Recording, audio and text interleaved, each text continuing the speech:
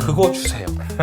이게 선전에서 되게 많이 나오니까. 맞아요. 그 소화제가 네. 어마어마하더라고요. 아, 그렇죠. 어마어마하고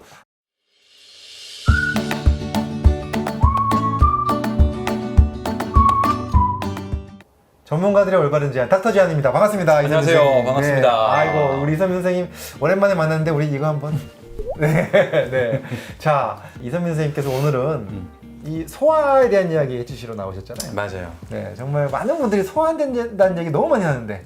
아 진짜 그래요. 네. 이게 최근에 무슨 방송을 출연하면서 네. 약국과 병원에서 처방되어지고 구매되어지는 소화제가 네. 어마어마하더라고요. 아, 그렇죠. 어마어마하고 많은 분들이 먹고 계시구나. 맞아요. 소화제를. 네. 그리고 또 우리나라 특징이 뭐냐면 이 소비자나 환자분들이 선호하는 소화제가 있어요.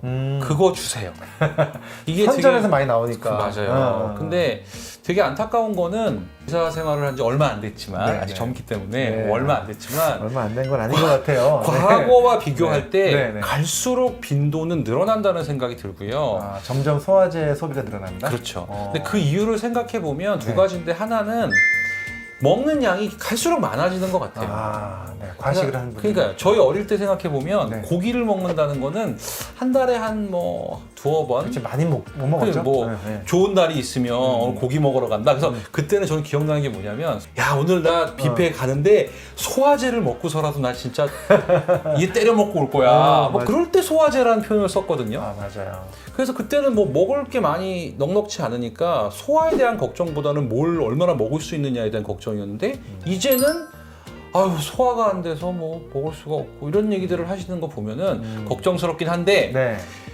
평범한 소화에 대한 이야기를 오늘 드리려는 건 솔직히 아니에요. 네. 우리가 보통 보면 체질적으로도 소화 능력 차이는 분명히 납니다. 그러니까 뭐 그렇죠. 옛날에 뭐 쇠도 씹어 먹는다는 분들도 계시고 그렇죠, 그렇죠. 물만 먹어도 체한다는 분도 계시거든요. 맞아요. 너무 극단적인 예인데 개인적인 소화 능력의 차이는 사실 이 짧은 시간에 설명드리긴 좀 어려워요. 뭐 유전적인 차이도 있고 네.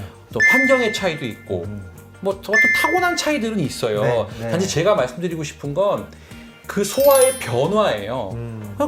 잘 먹었었는데 요즘 들어서 왜 이러지? 이런 일들이 많이 생기니까요. 그렇죠. 근데 저희가 보통 뭐 소화가 안 돼서 오면 처방을 해드리는 조합들이 있죠. 그렇죠. 위장 간 운동을 하게 해주는 약하고 대부분 그 산 분비를 좀 억제해주는 약들을 컨비네이션 해갖고 습관적으로 드리는 경우들이 많고요. 처방 많이 하죠. 그렇죠. 실제로 또 약국에서도 환자분들이 그런 조합이나 그런 것들을 원해서 구매하시는 경우들도 되게 많은데 우리가 앞으로 소화에 대한 얘기는 할 얘기가 너무 뭐 많죠. 기회가 있겠죠. 네, 근데 네, 네, 네. 간단하게만 설명드리면 오늘은 무슨 얘기를 하려고 하는 거냐면 과연 위산이 많은 게 문제인가? 맞아요. 적은 게 문제인가?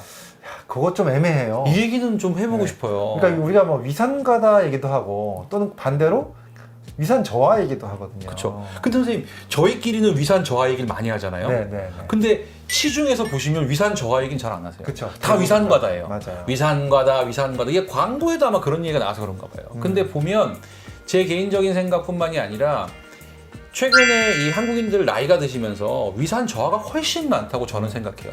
근데 이분들한테 우리가 습관적으로 그 위산을 저해하는, 억제하는 약만 너무 드리는 게 아닌가라는 반성도 좀 하게 되고요. 네, 네. 그래서 보통은 저는 이런 비유를 들어요.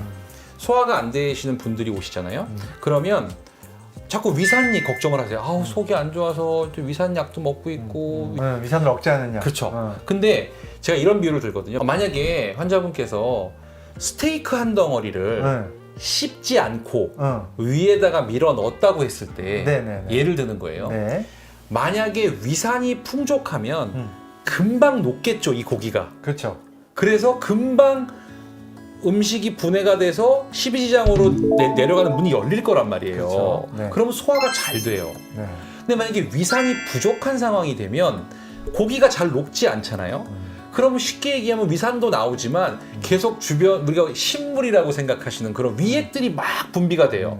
그래서 배가 꿀렁꿀렁하니 팽만감도 생기고 불쾌감도 생기면서 소화가 안 된다고 느끼시게 되거든요. 네, 네. 결과적으로 그러면 다시 말씀을 드리면 위산은 상처가 있거나 속쓰림이 너무 심하신 경우만 아니라면 사실 위산이 필요한 거거든요, 우리 몸에. 근데 지금 자꾸 이 위장약을 통해서 위산을 억제만 시키고 계시니까 결과적으로는 소화에 오히려 방해를 받을 수도 있다고 저는 생각을 하거든요. 네, 맞습니다. 선생님 생각은 어떠세요? 저도 그렇게 생각해요. 저도 위산을 억제하는 약을 너무 많이 쓰는 게 좋지 않다. 그러니까 소화가 안 되고 조금 위장 증상이 있으면 그것을 모든 걸 다 위산 과다라고 생각해서 스스로 약을 사서 드시는 분도 계시고 한데 그런 거는 바람직하지 않다라는 생각이 들고요. 조금 더 정확하게 위산 정말 많아져서 생기는 어떤 뭐 궤양이나 이런 염증이 생겼는지 내시경 검사를 꼭 해봤으면 좋겠어요. 물론이죠. 그런 경우에 적절하게 약을 쓰셔야 되는데 우리가 너무 습관적으로 쓰다 보면 실제로 요새 영양소에 대한 이야기들을 저희가 뭐 닥터 제한 TV를 통해서도 많이 드리고 있는데 이런 영양소도 위산이 있어야 흡수되는 거거든요. 맞아요. 이게 자꾸 부족해지니까 영양소마저도 칼로리는 넘치고 영양소는 부족한 생활을 하실 수도 있다라는 걱정이 있어요. 그러니까 결국은 균형이 중요한데 너무 위산을 억제하는 거에만 신경을 쓰시는 게 아닌가라는 생각 때문에 네. 오히려 그 반대편을 좀 극단적으로 설명을 드렸다고 네. 보시면 될 것 같긴 합니다. 네, 맞습니다. 오늘 되게 중요한 지적해 주셨고요. 그리고 제가 여기서 팁 하나만 마지막으로 말씀 좀 드리고 싶은 게 위산 저하가 있어서 소화가 안 되는 건지 위산 과다 때문에 속이 안 좋은 건지를 구분하는 방법이 하나 있어요. 알려주세요. 그것이 뭐냐면 네. 식사하기 전이나 네. 하고 나서 왜 레몬수 같은 거 있죠? 네, 약간 네, 네, 산도가 좀 있는 거 그런 걸 좀 마셔보는 거예요. 네. 그런 거 마셨을 때 소화가 좀 잘 된다. 일리가 있죠. 그러면은 좀 더 위산 저하 쪽이 맞고 일리가 있네요. 그런 걸 먹었을 때 속이 더 쓰리다가 아프다. 위산 과다 쪽으로 생각을 하셔야 되거든요. 일리가 그래서 있네요. 레몬수 같은 거 한번 활용해 보셔서 하는 좋은- 것도 좋을 것 같아요. 정답을 주셨네요. 네.